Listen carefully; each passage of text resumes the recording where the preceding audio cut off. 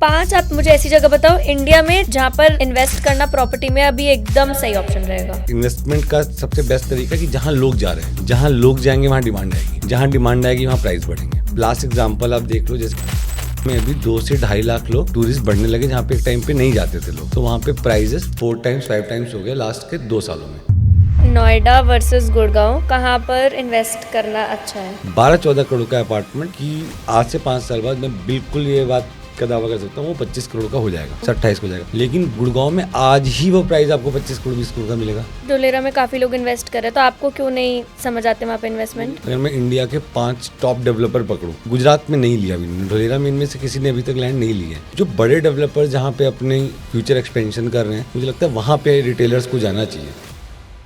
India में property में rental yield 2-3% है, फिर भी सब लोग कहते हैं कि प्रॉपर्टी ही बेस्ट इन्वेस्टमेंट है। पहली चीज तो इंडिया में सबसे कम क्यों है, एंड फिर भी प्रॉपर्टी को बेस्ट इन्वेस्टमेंट क्यों कहते हैं? इंडिया में एक तो आप ऐसा समझो कि 2-3% की रेंटल यील्ड है, लेकिन एप्रिसिएशन भी है। आपको हमेशा जब भी फ्लैट लोगे तो मैं समझे कि 3% 2.5% रेंट आता है, लेकिन किसी भी टाइम के आप 5 से 8 साल के हॉरिजन में पकड़ लोगे तो आपकी प्रॉपर्टी डबल हो जाती है। रेंट वर्सेस बाय, तो उसमें आपका क्या ख्याल है? जो 200 करोड़ का घर ले रहा है तो इट मीन्स वो अपनी वर्थ दिखा रहा है वो 10,000 करोड़ का आदमी है। घरों को सीधे यहाँ पे औकात से दिखाते हैं। क्या कहते हैं कि आदमी दो कमरों में रहता है, बाकी कमरों में उसका गुरूर रहता है। मतलब मैं अपनी बात कहूँ तो मैं अभी भी रेंट पे रहता हूँ। आप इतने लोगों को घर बेच चुके, आप रेंट पे रहते हो, तो आप मुझे कुछ रियल एस्टेट स्कैम्स के बारे में भी बताओ कि कैसे कैसे लोगों को पागल बनाया जाता है। कोई भी आदमी आपको रजिस्ट्री दिखा देगा, लेकिन रजिस्ट्री ओनरशिप का प्रूफ नहीं होती है। फादर ने बेच दिया किसी और को, तो बेटा उस पे केस कर सकता है, बेटा कि आपने इनहेरिटेंस प्रॉपर्टी तो मेरा हक है। रियल एस्टेट में पैसा कम कभी होता ही नहीं, बढ़ता ही बढ़ता है। ये सबसे महंगा झूठ हमें से कहे या एक सबसे कंफर्टेबल सच? कैसे हैं आप अभिषेक जी? मैं बिल्कुल ठीक हूँ। बहुत अच्छा लग रहा है आज आप यहाँ पर है, क्योंकि हम बहुत इंपॉर्टेंट टॉपिक डिस्कस करने वाले हैं, रियल एस्टेट।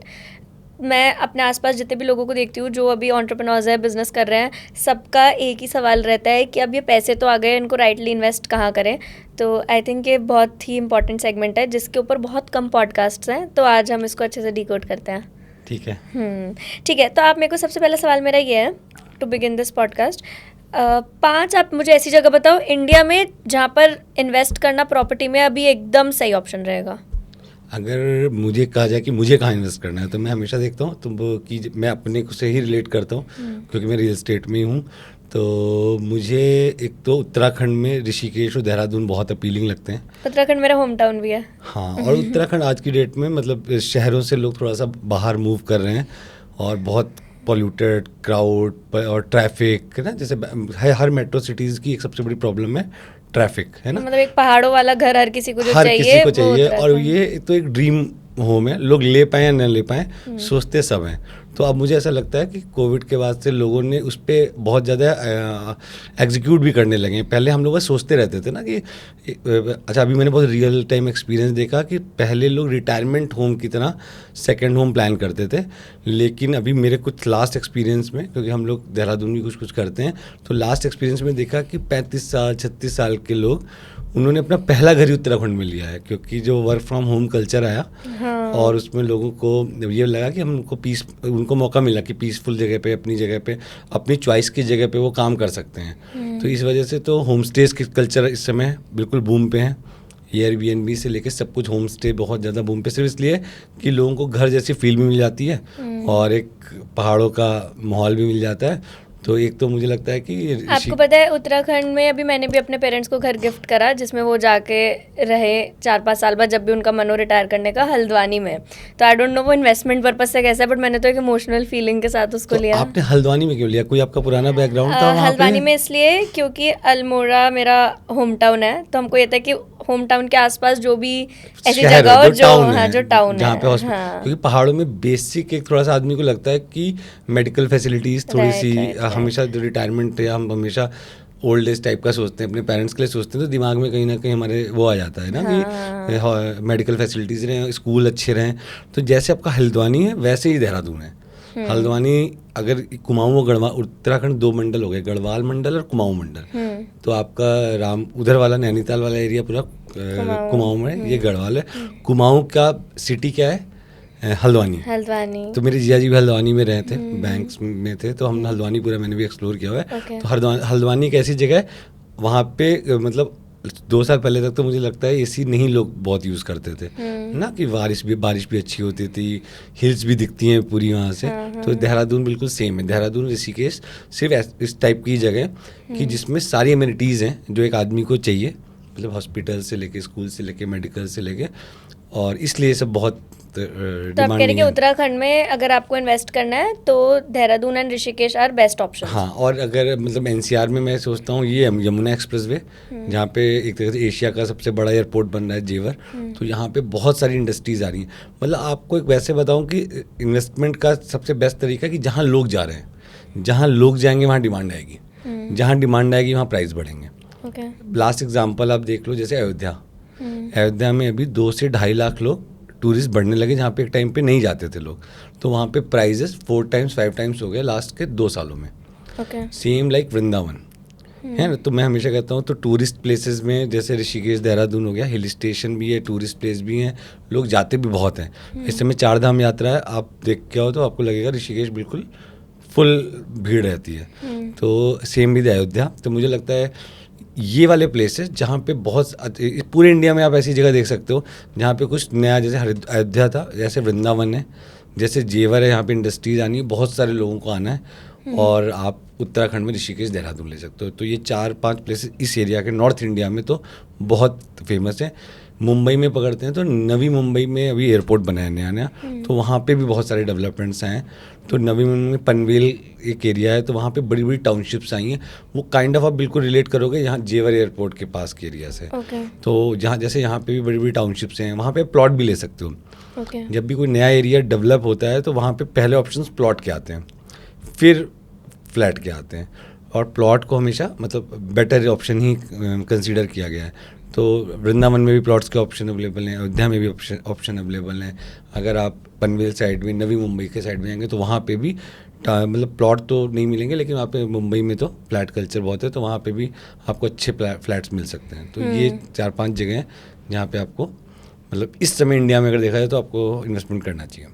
अच्छा, अब मैं आपसे ये पूछूं कि कहाँ इन्वेस्टमेंट बिल्कुल नहीं करना चाहिए, कौन सी जगह है ओवर हाइप्ड है या अब उनका ट्रेंड पीक्ड आउट हो चुका है, तो ऐसी कौन सी जगह होंगी जहाँ पर रियल एस्टेट में इन्वेस्टमेंट अब इंडिया में नहीं करना चाहिए?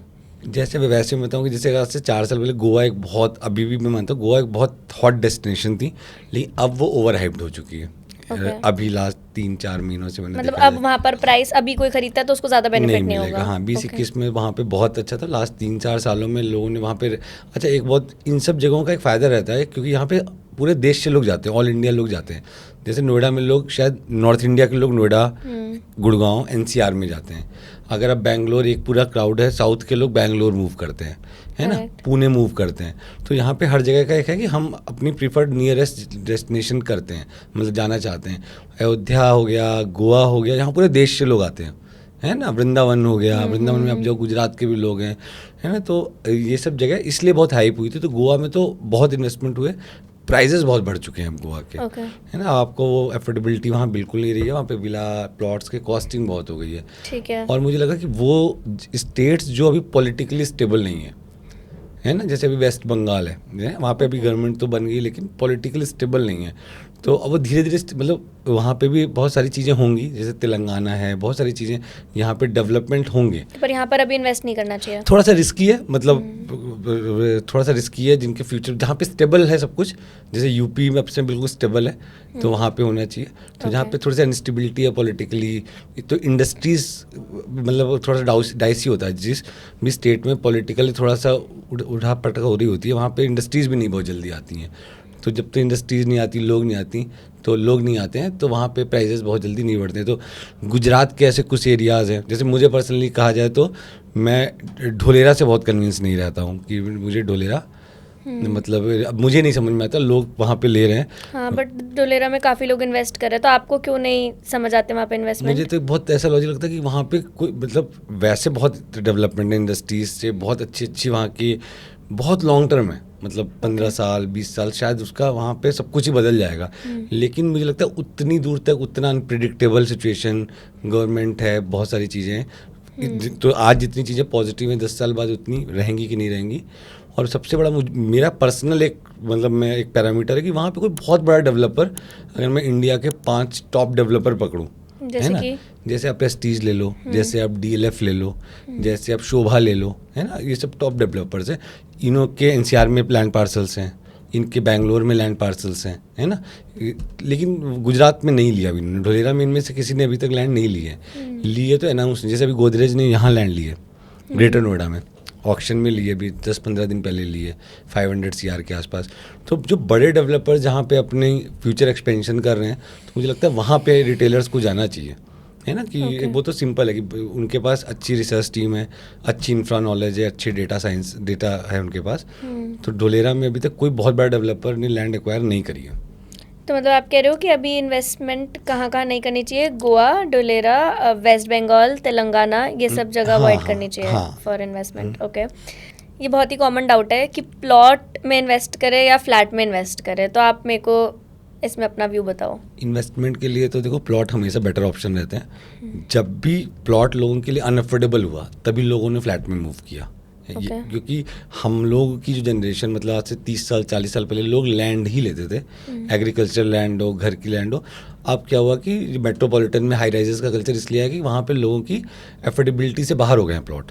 तो प्लॉट हमेशा ही बेस्ट ऑप्शन है, बेटर ऑप्शन है। लेकिन जैसे रहने के पर्पज़ से लोगों की चॉइसेस बिल्कुल अलग है। जैसे मेरी चॉइस बड़े फ्लैट हैं विद गुड टेरेस, लॉन हो, क्योंकि मेरे लिए सिक्योरिटी और एमिनिटीज़ बहुत इंपॉर्टेंट है। वो प्लॉट्स में नहीं मिल पाती हैं। या किसी पूरी टाउनशिप में आपको प्लॉट मिल रहा है तो उससे बेस्ट कुछ नहीं हो सकता। कि वहाँ पे आपको एमिनिटीज़ भी मिल रही हैं, सिक्योरिटी भी मिल रही है, और वहाँ आपने प्लॉट ले लिया हो। जैसे यहाँ पे यमुना एक्सप्रेसवे पे टाउनशिप्स हैं, है ना, जैसे जेपी विश टाउन है, वहाँ पे भी प्लॉट्स हैं, टाउनशिप के अंदर प्लॉट है। तो उससे बेटर कुछ नहीं हो सकता, वो बेस्ट ऑप्शन है। ओके, और जैसे हमने प्लॉट वर्सेस फ्लैट की बात करी, अब एक और चीज़ है रेंट वर्सेस बाय, तो उसमें आपका क्या ख्याल है? ये तो सबसे मतलब इस पे बिल्कुल ऑल टुगेदर सबका बिल्कुल अलग ओपिनियन रहता है। हाँ। जैसे मतलब मैं अपनी बात करूँ तो मैं अभी भी रेंट पे रहता हूँ। आप इतने लोगों को घर बेच चुके, आप रेंट पे रहते हो? हाँ, लेकिन अब मैं मूव कर रहा हूँ 3-4 महीने पहले, और ये मेरे को तो बहुत, मतलब मेरी वाइफ ने, मेरी फैमिली ने तो बहुत प्रेशर दिया कि नहीं लेना है। मैंने घर ले लिया था, मैंने 2-3 बार लिया, मैंने मूव नहीं किया। क्योंकि मतलब घर तो मैंने 10-8 साल पहले ही ले लिया था, लेकिन वो जिस लोकेशन पे था वहाँ रहने का मन नहीं किया। फिर आप जहाँ रहते हो वहाँ सेट हो जाते हो, है ना। बट ये एक बहुत इंपॉर्टेंट पॉइंट है कि आपने खुद इतने घर लिए, इतने लोगों को घर बेचे, बट आप रेंट पे रहते हो बिकॉज लेकिन मुझे घर लेना पड़ा, क्योंकि घर इंडिया में घर से मतलब लड़का बड़ा हो गया है, लड़का इंडिपेंडेंट हो गया है, जैसे आपने भी लिया जैसे। तो हम उसकी मैसेजिंग कब है, मतलब मेरे पापा मुझे सिर्फ यही पूछते हैं कि घर बन रहा है, घर बन गया। आपको दुनिया के लिए आप बड़े हो गए, डिपेंडेंट तभी हो जाते हो जब आपको घर, मतलब घर आपने लिया है, खरीदा है। बट अब घर ले लो, आई फील, बट आप हमेशा रेंट पे रह सकते हो अपने पसंद की जगह पे, जहाँ जहाँ आपको मूव करना है। मुझे सबसे अच्छा घर रेंट में सबसे बेस्ट ये रहता है कि भाई 11 महीने या 21, मतलब 2 साल 2.5 साल एक जगह रहा, फिर उसी एरिया में कोई बेटर प्रोडक्ट, बेटर सोसाइटी में चले गए, exactly. है ना। तो है, लेकिन घर लेना मैंडेटरी है। मतलब मैं हमेशा कहता हूँ ना कि एक आदमी को अपना घोंसला तो जरूर बनाना चाहिए। क्योंकि वो तो मतलब उसका पैसे से, उसका मतलब रिटर्न से नहीं मतलब है, साइकोलॉजिकल, भाई आपके माँ बाप को किसी चीज़ में खुशी मिल रही है, आपको वो करना ही है ना। तो घर का इससे मतलब है ना कि मेरे पापा को इस बात से खुशी हुई कि मैंने घर लिया, तो इसलिए घर लेना बहुत ही है, मैंने भी इसलिए लिया। और हर आदमी इसलिए लेता है कि दुनिया को बताने के लिए कि भाई ही कैन एफर्ड ए फ्लैट, मतलब वो अपना एक ओन हाउस बनाया, उसने खुद का घर बनाया। इंडिया में प्रॉपर्टी में रेंटल यील्ड 2-3% है, फिर भी सब लोग कहते हैं कि प्रॉपर्टी ही बेस्ट इन्वेस्टमेंट है। पहली चीज़ तो इंडिया में सबसे कम क्यों है, एंड फिर भी प्रॉपर्टी को बेस्ट इन्वेस्टमेंट क्यों कहते हैं? नहीं, रेजिडेंशियल में आप देखोगे तो मतलब इंडिया में, मतलब बाहर रेंटल्स में टूरिस्ट प्लेसेस जैसे दुबई है, दुबई में रेंटल्स हाई हैं, और बहुत जगह रेंटल्स आई हैं। इंडिया में एक तो आप ऐसा समझो कि 2-3% की रेंटल यील्ड से, लेकिन एप्रिसिएशन भी है। आपको हमेशा जब भी फ्लैट लोगे तो मैं समझे कि 3% 2.5% रेंट आता है, लेकिन किसी भी टाइम के आप 5 से 8 साल के हॉरिजन में पकड़ लोगे तो आपकी प्रॉपर्टी डबल हो जाती है। कहीं भी आप पकड़ लो, मतलब 12% से भी मैं मानता हूँ 12%, 15% तो ईयरली ग्रोथ है ही है। आप कहीं भी रेंट पे लेते हो वो भी 10% ग्रोथ होती है साल की, है ना। तो टेक्निकली 12-15% ग्रोथ होती है। 5 से, अगर मार्केट बहुत अच्छी, अभी लास्ट 3 साल में तो प्रॉपर्टी 2 to 3 टाइम्स हुई है। 2021 to 2025 की साइकिल में, 2021 से तो कि 3 गुने 2 गुने भी मिले हैं। तो हम सिर्फ रेंटल यील्ड के लिए नहीं लेते, हमारा रहता है कि हम 7.68% पे आज की डेट में हाउसिंग लोन मिलता है। 8% में आपने हाउसिंग लोन लिया, 2-3% का आपने रेंटल किया, तो 10-11% आपने टोटल एक्सपेंड किया। और आपने फिर क्या किया कि क्या कहते हैं, प्रॉपर्टी में 10 साल में प्रॉपर्टी डबल हो गई। तो आप ऐसा समझे ना कि आज आपने, जैसे आपको एग्जांपल दूँ कि 1 करोड़ रुपए का मैंने घर लिया, 1 करोड़ रुपए का घर का टेंटेटिव रेंट 30,000 रुपये है, और उसकी अगर EMI की मैं बात करूँगा तो 62-63,000 की EMI है, 63,000 रुपये की EMI जाती है। लेकिन 1 करोड़ का ये फ्लैट आज से 5 साल बाद या 6 साल बाद ये 2 करोड़ का हो जाएगा। तो टेक्निकली आप अगर अप्रिसिएशन को काउंट करोगे तो आपके 2 चीज़ें गई, रेंट गई और EMI गई, लेकिन आपने एक डबल है 2 करोड़ रुपए की आपने कैपिटल क्रिएट कर ली। तो आप समझो आप, और मैंने आज तक किसी को नहीं देखा कि 20 साल का लोन होता है, जनरली कोई 20 साल तक का लोन चलाता है, क्योंकि आदमी भी तो ग्रो कर रहा है ना, सैलरीज बढ़ रही हैं, तो मोस्टली 10 साल में लोग लोन खत्म कर देते हैं। तो आप समझो 10 साल में आपका लोन भी खत्म हो गया, आपने रेंट भी नहीं दिया, और आपने 5-7-8 साल में ही प्रॉपर्टी डबल कर ली। 1 करोड़ की चीज़ 2 करोड़ हो गई। तो ये तो कहीं भी नहीं हो सकता। आप मुझे बताओ कि रियल एस्टेट में पैसा कम कभी होता ही नहीं, बढ़ता ही बढ़ता है, ये सबसे महंगा झूठ हमें से कहे या एक सबसे कंफर्टेबल सच? नहीं, मतलब ऐसे बहुत एग्जांपल है। देखो मेरे केस में मैंने रियल एस्टेट में पैसा, अपने पर्सनल केस में मैंने इन्वेस्टमेंट खूब सारे किए हैं और कराए हैं, मैंने जीरो होते नहीं देखा। ठीक है, लेकिन हाँ ऐसे मैंने वो जरूर देखे हैं जहाँ जैसे कोई प्रॉपर्टी लिए डिस्प्यूट हो गया है ना, अब वो डिस्प्यूट हो गया तो कोर्ट ने बोल दिया कि आप बेच नहीं सकते। अब वो बेच नहीं सकते तो 15 साल यहाँ पे केस चल रहा है, तो आपके लिए उस प्रॉपर्टी की वैल्यू तो जीरो है। मेरा कहना है वैल्यू तो वो जो आप बेचो मिले। तो यहाँ पे समटाइम्स प्रॉपर्टी ऐसे कंडीशन में जाती है वो बिक नहीं सकती, तो उनकी वैल्यू तो। पर ऐसी प्रॉपर्टी से कैसे बचें?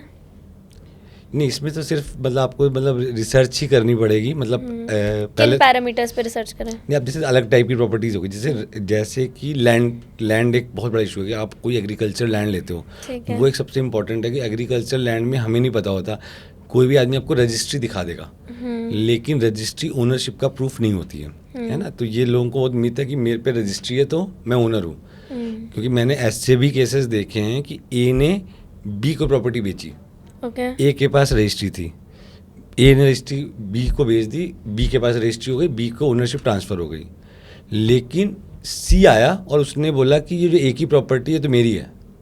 अच्छा। तो टेक्निकली तो उससे प्रॉब्लम क्या आई, जो उसने बी को बेचा उसको भी प्रॉपर्टी नहीं मिलेगी। हाँ। क्योंकि उस पर 2 लोगों का क्लेम आ गया। ऐसा बहुत ज़्यादा होता है इनहेरिटेंस वाली प्रॉपर्टीज़ में। आप इनहेरिटेंस वाली प्रॉपर्टी, जैसे बाबा ने अपने बेटे को जो मतलब लैंड दिया वो बेटा अपने बेटे को बेच नहीं सकता, मतलब वो अपने बेटे को तो दे सकता है लेकिन अपने बेटे की परमिशन के बिना बेच नहीं सकता। ये आपको नहीं पता होगा। हाँ, ऐसा अब क्या हुआ कि मतलब मान लो फादर ने बेच दिया किसी और को, तो बेटा उस पर केस कर सकता है, बेटा कि आपने इनहेरिटेंस प्रॉपर्टी तो मेरा हक है, चाहे वो ग्रैंड फादर ने अपने जो भी विल या व्हाटएवर इट इज कॉल्ड उसमें बस अपने बेटे का ही नाम लिखा हो, तब भी वो ग्रैंडसन भी उसको ओन करता है। ग्रैंडसन भी ओन करता है क्योंकि वो इनहेरिटेंस प्रॉपर्टी है। ऐसा रेमंड के केस में शायद हुआ भी है। है ना। तो आप ना, तो अब समझो कि वो वाले को पूरा राइट है कि उसको डिस्प्यूट कर देगा, कोर्ट चला जाएगा, कोर्ट में प्रॉपर्टी पे स्टे लग जाएगा। तो फिर अगर किसी कोई मतलब इंडिया में तो केसेस का हमें पता ही है कितना लंबा चलता है, तो फिर तो आप प्रॉपर्टी जीरो मतलब क्या कि बिक नहीं सकती है ना। आपके पास पेपर है, प्रॉपर्टी के साथ क्या है तो फिजिकलिटी है, अगर लेकिन वो सेलेबल नहीं है तो आपके लिए कुछ नहीं है, आपके लिए वो 4 पेपर हैं वो। तो ये हो जाता है कि लोग। ये बात बता रहे हो तो आप मुझे कुछ रियल एस्टेट स्कैम्स के बारे में भी बताओ कि कैसे कैसे लोगों को पागल बनाया जाता है। मेरे साथ एक बहुत फनी चीज़ हुई थी। मैं एक सोसाइटी में गई थी, मतलब हम इन्वेस्टमेंट के लिए कुछ देख रहे थे, तो हमें पता लगा कि वहाँ पर कंपैरेटिवली बहुत ही कम रेट था, जो आसपास रेट था उससे बहुत कम रेट था। Too good to be true type का, too good to be true था। तो हम लोग बहुत कन्विंस हो गए थे, सब कुछ ठीक लग रहा था। तब वो पता नहीं बन रही थी, ऐसा ही कुछ सीन था, काफ़ी पहले की बात है। बट फिर हमें पता लगा वो जगह हॉन्टेड है, वो पूरी जगह, इसलिए वहाँ पे रेट्स इतने कम थे।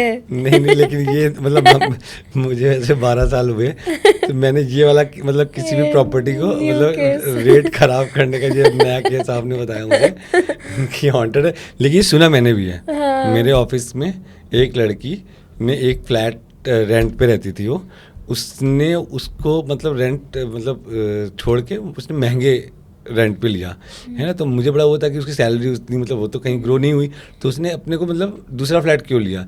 तो उसने बाद में मुझे बताया कि उसमें किसी ने सुसाइड किया था, तो उसको मतलब डर लगता था। तो हमें बाद में पता लगा अच्छा ऐसा भी था। और ऐसे तो हमने एग्जांपल 2-3 सुने, लेकिन ये पता है आपको मतलब तो उससे हाँ मतलब सिंपल प्रॉपर्टी ना सेंटीमेंट पे तो रहती है।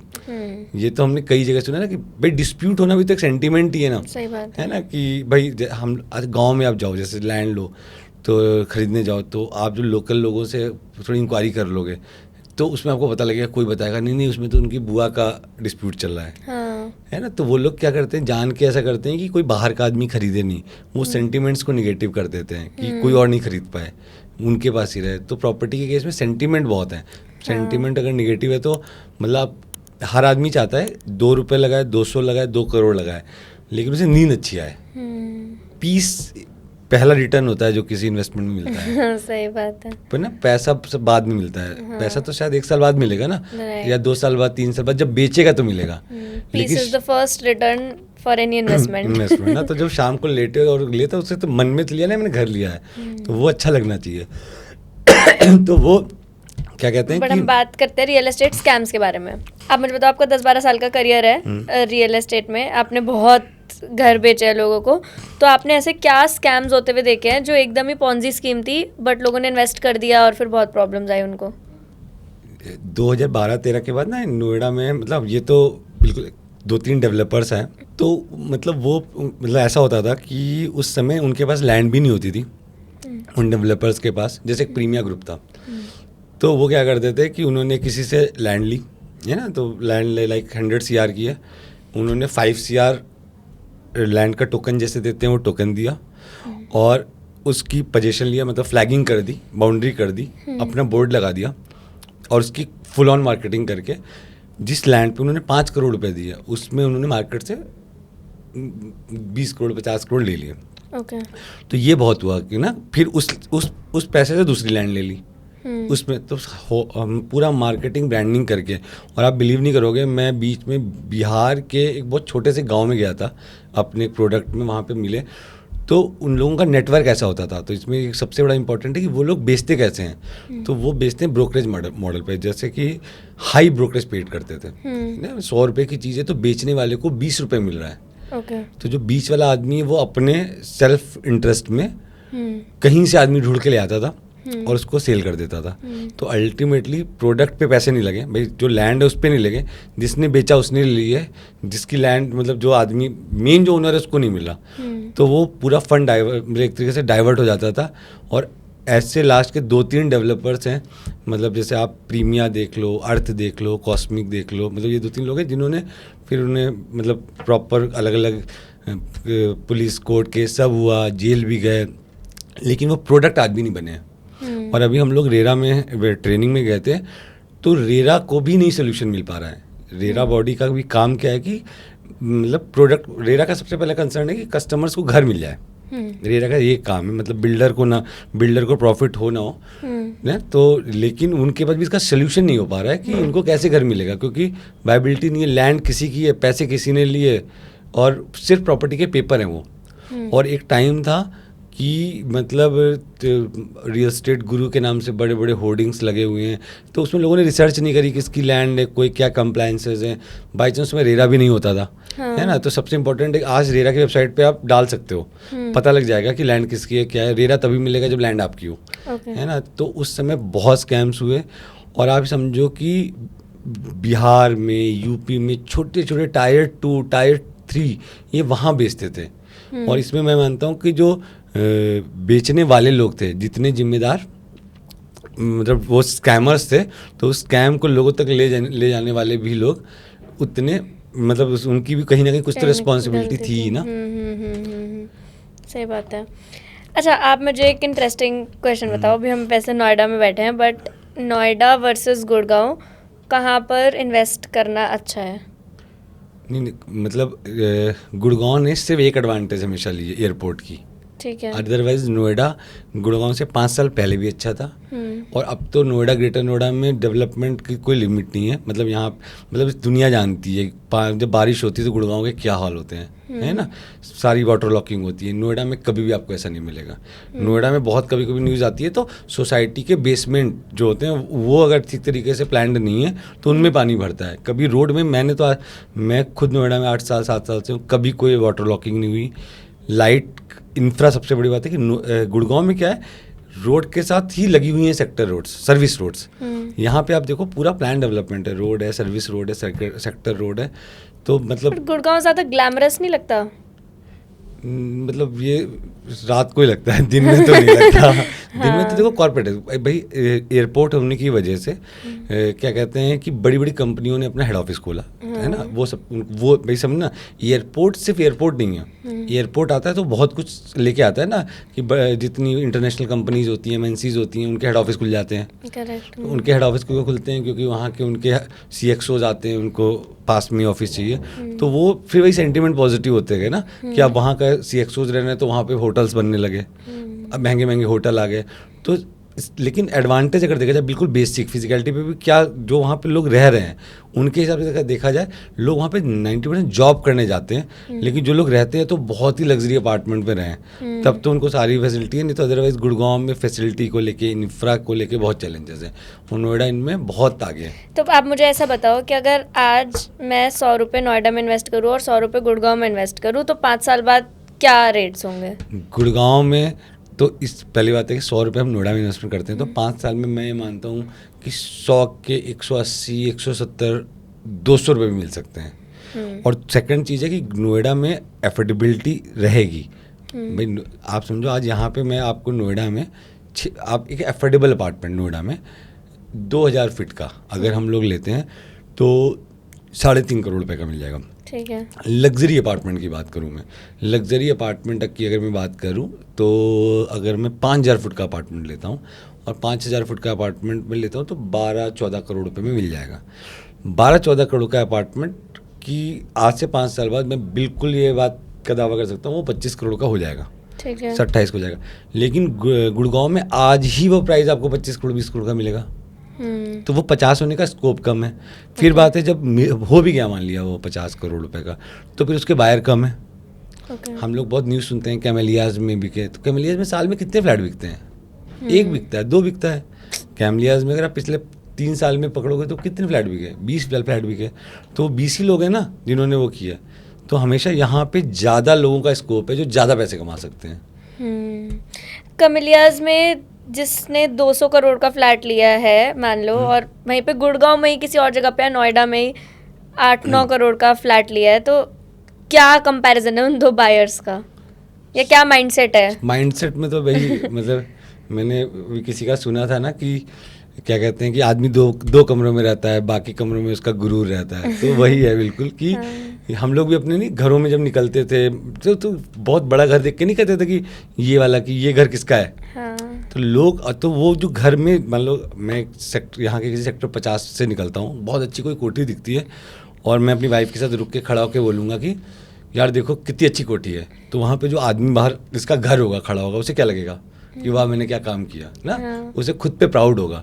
तो मुझे लगता है वो सेल्फ पैम्पर है कि हमने देखो कुछ कर दिखाया। सोसाइटी को एक मैसेज है कि और जो 200 करोड़ का घर ले रहा है तो इट मीन्स वो अपनी वर्थ दिखा रहा है कि वो 10,000 करोड़ का आदमी है। तो घरों को सीधे यहाँ पे औकात से दिखाते हैं कि ना कि ये मेरा घर जितना बड़ा उतनी बड़ी मेरी औकात है, मतलब ना। तो उस बस से वही माइंडसेट है।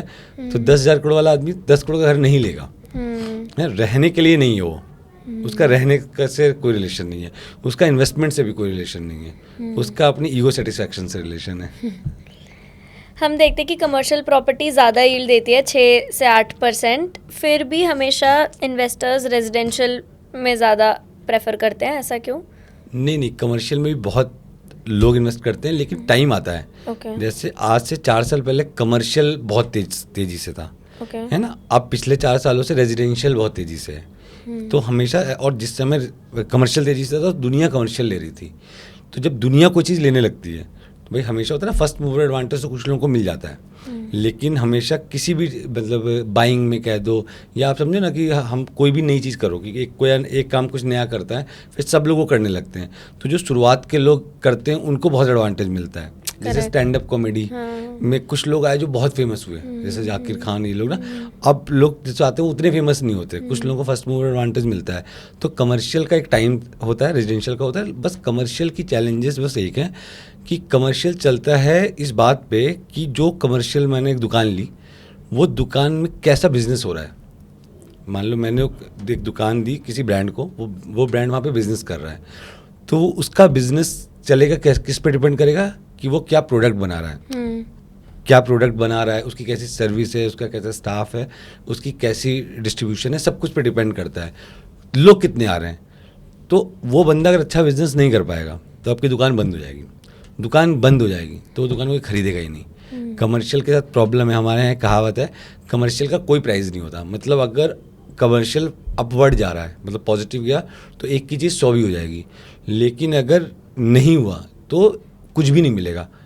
तो रिस्की हो गया थोड़ा सा ना, एक के 100 हुए नहीं तो कुछ भी नहीं हुआ। मतलब इसलिए लोग रेजिडेंशियल में ज़्यादा इन्वेस्ट करते हैं। रेजिडेंशियल में क्या है कि आपको बाहर हमेशा मिल जाता है, हाँ। घर लेना सबकी एक बेसिक ज़रूरत है ना। तो मैंने ऐसी भी बहुत सारी स्कीम्स मैंने सुनी थी कि यहाँ पर आप 2-3 दुकानें ले लो, ये मॉल बन जाएगा, फिर ये दुकानों से रेंट आएगा, गारंटीड रेंट आएगा, इस टाइप की। तो ये सारी स्कीम्स होती है लेजिट? नहीं, ये सिर्फ मतलब कोई भी आपको आज मुझे आपको कुछ बेचना है, हाँ। तो मैं आपको कुछ 1-2 साल के लिए तो कुछ दे सकता हूँ, है ना। जैसे मुझे आपको आज शॉप बेचनी है, तो मैं आपको ये एश्योर कर सकता हूँ कि 1 साल तक आपको एश्योर्ड रेंट दे दूंगा या कुछ दे दूंगा। लेकिन 2 साल 3 साल कब कोई, मैं आपको लाइफ टाइम का तो कोई वादा नहीं करता।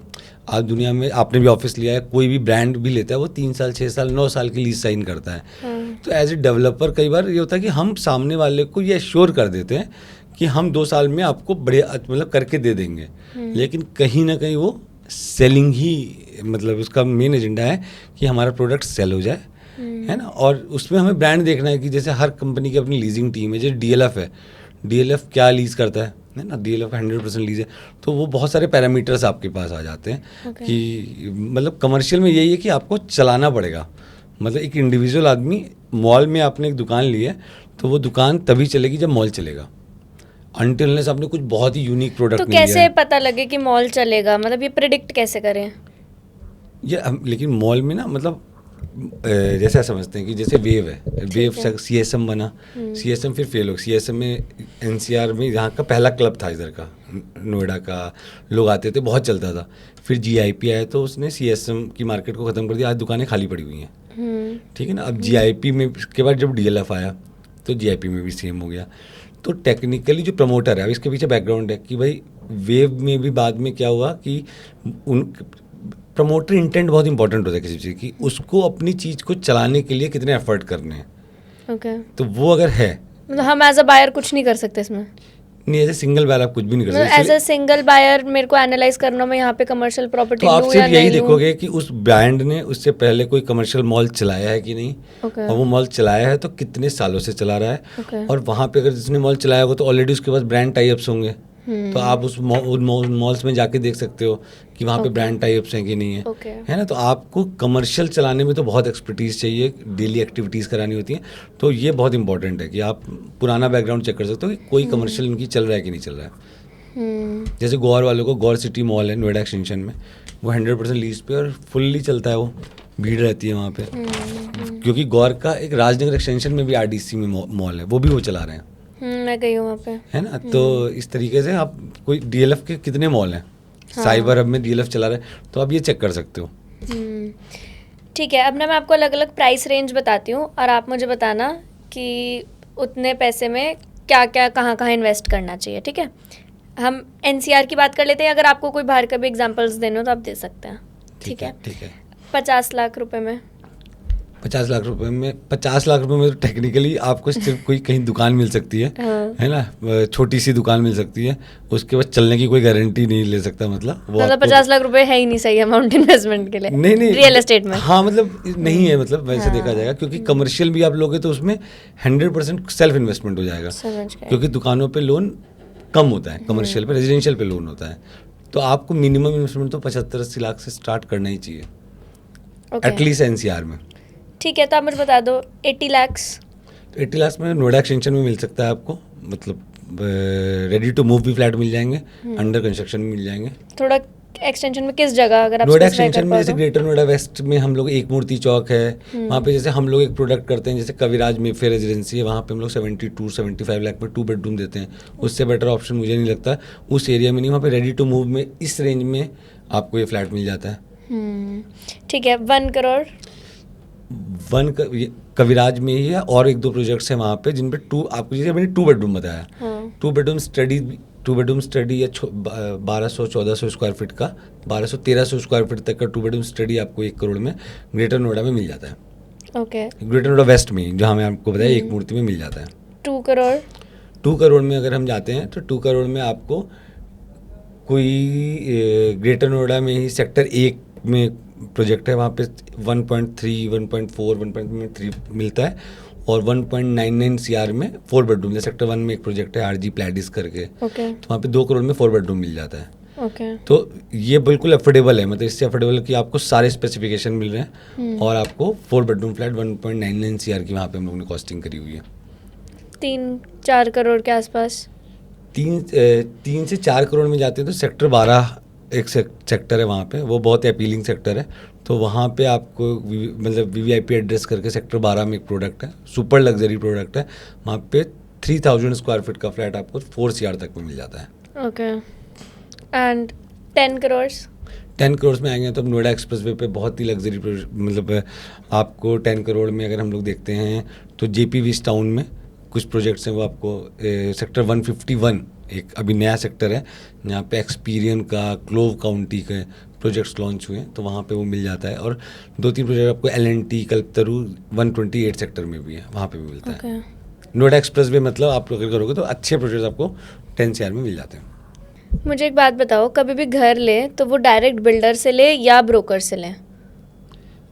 ये एक बहुत वैसा क्वेश्चन है जो हर क्लाइंट, मतलब हम लोग तो मतलब कंसल्टेंट हैं, तो हम लोगों को हर क्लाइंट को ऐसा लगता है कि बिल्डर से मिलने में उसे सस्ता मिलता है, ऐसा बिल्कुल नहीं है, क्योंकि आजकल क्या है कंपटीशन के चलते हुए हर ब्रोकर, बिल्डर हर ब्रोकर को एक ब्रोकरेज देता है फ्लैट बेचने पे, ओके और ब्रोकर वो ब्रोकरेज में से कुछ डिस्काउंट देता है अपने क्लाइंट को, ओके ताकि उसको बिल्डर के प्राइस से कम प्राइस पे मिले। पहला पॉइंट तो हो गया प्राइस वाइज की, प्राइस वाइज आपको बेनिफिट हुआ ब्रोकर से। सेकंड मैं मानता हूँ सर्विस वाइज भी, तो आपके पास 2 फेज है, एक तो बिल्डर का भी एक आरएम होता है जो आपको सर्व करता है, और एक जो बंदा जिससे आपने लिया है ब्रोकर का, वो भी आपके पास है। कई बार बिल्डर के जिस बंदे से आपने लिया वो उसने नौकरी छोड़ दी, अब आपको पता ही नहीं उस बिल्डर में कॉन्टैक्ट किससे करना है, पेपर वर्क किससे कराना है, क्योंकि वो भी तो एक एम्प्लॉई है। आप किसी बड़ी कंपनी के सीएमडी से तो लेते नहीं हो, सही बात। आप तो एक एम्प्लॉय से लेते हो, वो तो छोड़ दिया, फिर वो किसी को रिफ़र हुआ, तो आपके पास 2 लोग हैं जो आपको सर्विस देंगे। और इन केस भगवान न करे कि कोई प्रॉब्लम आ जाए, मान लो बिल्डर इधर उधर हो गया, मतलब मैंने तो कई लोगों में पुराने जो ऐसे कई प्रोजेक्ट्स देखे हैं जहाँ पे बिल्डर डिफ़ॉल्टर हुए, प्रोजेक्ट नहीं बन रहे हैं, तो उनमें उनके ब्रोकर्स ने उनको एंड तक सपोर्ट किया है। मान लो प्रोजेक्ट एनसीएलटी में चला गया, तो एनसीएलटी में उनको अपडेट दिया कि आपको क्लेम कहाँ डालना है, कैसे डालना है, है ना, तो वो बहुत हेल्प आपको सिर्फ ब्रोकर से ही मिल सकती है। बिल्डर तो गायब ही, मतलब मान लो कुछ गलत हो जाता है तो बिल्डर तो रहता ही नहीं है फ्रंट पे। मुझे ये बताओ, जब भी कोई घर खरीद रहा होता है तो 4-5 पैरामीटर्स होते हैं, जैसे लोकेशन, घर का साइज़, बिल्डर की रेपुटेशन, बजट, है ना। तो जो भी मिडिल क्लास बायर होता है ऐसा कहते हैं कि आपको किसी चीज़ पे तो कॉम्प्रोमाइज़ करना ही पड़ेगा अगर आपको एक डिसेंट घर चाहिए, तो इनमें से किस चीज़ पे कॉम्प्रोमाइज़ करना ठीक है? आपने बोला बिल्डर, लोकेशन, घर का साइज, बिल्डर की रेपुटेशन और बजट। ये बजट तो आप जैसे जो फर्स्ट टाइम होता है बजट की एक रेंज लेके आता है, तो वो तो बिल्कुल हिलता है तो आदमी नहीं कर सकता। लोकेशन तो प्रायोरिटी है ही है। तो मुझे ऐसा लगता है बिल्डर रेपुटेशन की बात करें तो जैसे बहुत बड़े ब्रांड भी हैं, मिडिल ब्रांड भी हैं, तो अगर आपके पास कोई सही इन्फॉर्मेशन होती है तो आप ब्रांड में थोड़ा बहुत कंप्रोमाइज़ कर सकते हो, क्योंकि जो बड़े बड़े ब्रांड हैं तो उनका एक बिल्कुल डिफरेंट स्टाइल है बेचने का, है ना, तो आप उसके चक्कर में मतलब पढ़ना हमेशा, मतलब इंटेलिजेंस तो नहीं होती है ना, तो आप ये कर सकते हो, लेकिन लोकेशन में आपका कंप्रोमाइज़ बिल्कुल नहीं हो सकता। और साइज़ में? साइज़ में भी कर सकते हो। साइज़ एंड ब्रांड रेपुटेशन है जिसमें आप थोड़ा सा कर सकते हो, compromise क्योंकि कर क्योंकि ब्रांड रेपुटेशन तो एक ऐसी चीज़ है ना कि बहुत बिल्डर्स हैं, बहुत सारे ब्रांड्स हैं, हाँ। तो आपको कोई सही इन्फॉर्मेशन किसी ने आपको दे दी तो आप उस इन्फॉर्मेशन के साथ जा सकते हो। अंडर कंस्ट्रक्शन कोई घर है, वो अभी सस्ता है लेकिन 4 साल का रिस्क है, वर्सेस थोड़ा महंगा घर है लेकिन रेडी टू मूव है, चाबी आपके हाथ में है, तो क्या प्रेफर करना चाहिए? ये 90% फ्लैट ना अंडर कंस्ट्रक्शन ही बिकते हैं। ओके। रेडी टू मूव में तो रीसेल होती है। रीसेल में फ्लैट मिलना बहुत टफ होता है अपने मन का, क्योंकि एक सोसाइटी है जिसमें 1000 फ्लैट हैं, उसमें 10 फ्लैट रीसेल हो रहे होते हैं, 20 फ्लैट हो रहे होते हैं, तो आपको अपने मन का फ्लैट मिल ही नहीं सकता। लेकिन रिस्क मतलब सिंपल है, जो चीज़ फ्यूचर में तो हमेशा ही रिस्क है ना हमारी ज़िंदगी में, मतलब वो तो आज कल तो किसी ने नहीं देखा, रियल एस्टेट में भी नहीं, शेयर बाज़ार में भी नहीं, किसी भी इंडस्ट्री में नहीं, है ना। वो तो एक बिल्कुल डिफरेंट एंगल हो गया। लेकिन फ्लैट अच्छा मिलता अंडर कंस्ट्रक्शन ही है, अच्छे प्राइस पे और एक अच्छी चीज़ अपने मन की, कि भाई पार्क फेसिंग, रोड फेसिंग, जैसे मानो तो मतलब लेते तो 90% लोग अंडर कंस्ट्रक्शन ही हैं जिन्होंने घर लिया है। रेडी टू मूव वाला लोग सोचते हैं, हम भी जब आदमी भी सर्च शुरू करता है तो वो शुरू रेडी टू मूव से ही करता है। हर आदमी जब घर लेने निकलता है तो उसको रेडी टू मूव, धूप वाला, middle floor, good brand, good location चाहिए। फिर वो करके उसे पता लगता है ऐसी कोई चीज़ एग्जिस्ट ही नहीं करती। कहते हैं ना सारी चीज़ तो मिल ही नहीं सकती जो आपने मतलब पूछा, तो फिर तो आपको समझ में आ जाता है कि अच्छी चीज़ लेनी है तो यही तरीका है लेने का, अरे मिलेगा ही नहीं। अब मैं कहूँ मुझे ताजमहल चाहिए, तो ताजमहल तो सपनों में मिल सकता है ना, रियलिस्ट में तो मिल ही नहीं सकता। तो हम जब निकलते हैं तो पहले तो ताजमहल निकलने लगते हैं, लेकिन धीरे धीरे हमें समझ में आता है कि नहीं यार, रियल घर तो ऐसे मिलेगा, फिर वो पता लग जाए। और आपको समझे कि अंडर कंस्ट्रक्शन में मतलब मुझे हमेशा लगता है कि हर, जैसे कि म्यूचुअल फंड्स में सब में एक फंड मैनेजर होता है, तो जैसे आपकी अपनी जर्नी है तो हर जर्नी में आपका कोई एक साथी होता है। तो जैसे हम लोग एक कंसल्टेंट को, ब्रोकर को, वो आपका एक मतलब लोग ब्रोकर को ब्रोकर बोलते हैं, लेकिन अगर आप एक बहुत अच्छा ब्रोकर जो आपको पता हो, जैसे कहते हैं ना वकील डॉक्टर अपना ज़रूरी है, क्योंकि वकील डॉक्टर को सलाह सही देनी चाहिए, क्योंकि वकील ने भी ख़राब सलाह दी तो कुछ गड़बड़ी हो जाएगा, और डॉक्टर ने भी गलत सलाह दी तो चीज़ें ज़िंदगी से हैं। तो वही है कि आपका जो सलाहकार हो इसमें वो ट्रू होना चाहिए, मतलब सेल्फलेसली आपको सही सलाह दे।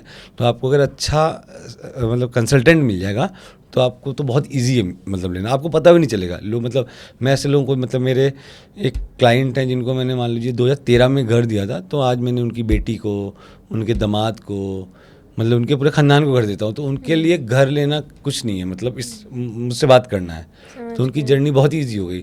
बस वो ट्रस्ट बनने में कहीं शायद टाइम लगा, वो ट्रस्ट एक बार बन गया तो वो तो ईजी है। मतलब जैसे हम लोग ब्लू चिप शेयर्स में मतलब बिल्कुल ट्रस्ट करते हैं ना कि ये तो बढ़ ही जाएंगे, वैसे आजकल वो भी नहीं बढ़ रहे हैं पिछले 3 साल से। अगर अभी आपके पास 1 करोड़ रुपीस होते तो आप उसका कितना % रियल एस्टेट में लगाते हैं और कितना अदर इन्वेस्टमेंट में? मैं तो 100, मेरा आज भी 100% मेरा मतलब रियल एस्टेट में लगा है, क्योंकि मुझे रियल एस्टेट की बहुत अच्छे से नॉलेज है। बीच में मैंने, और ये आपको बताऊँ, हर जगह ट्राई किया, लेकिन मुझे ये लगा कि यहाँ के रिटर्न्स मतलब कहीं और के रिटर्न मुझे समझ में ही नहीं आते हैं। यहाँ पे जो रिटर्न्स आते हैं वो समझ में आते हैं। जैसे मैंने एक 2013 में एक फ्लैट लिया था 39 लाख का, और वो मैंने 2022 में बेचा 1.43 CR का, 4 टाइम्स हो गया। कहाँ पे लिया था आपने? और मैंने ऐसा प्रोजेक्ट में लिया था जो एक टाइम पे डेड हो गया था। मैंने आम्रपाली का एक फ्लैट लिया था जो एक टाइम पे बंद हो गया था, बाद में उसे NBCC ने टेक ओवर किया। तो NBCC ने जब टेक ओवर किया तो प्राइसेस अचानक से हाई हो गए, तो वो 39 लाख का फ्लैट एक टाइम पे लगता था मिलेगा ही नहीं, जीरो हो जाएगा, और हमने करीब 1.4 CR में किया था, 4-5 टाइम्स आ गया उसका रिटर्न। पर आपको बहुत टाइम तक तो बहुत स्ट्रेस हुआ होगा जब कुछ हो नहीं रहा था। लोग बहुत स्ट्रेस दे देते थे कि तुम मतलब प्रॉपर्टी में तुमने गलत इन्वेस्टमेंट कर दिया। मतलब एक होता है ना, आपको सेंस ऑफ वो वाला आ जाता था कि यार मैं ही गलत हो गया।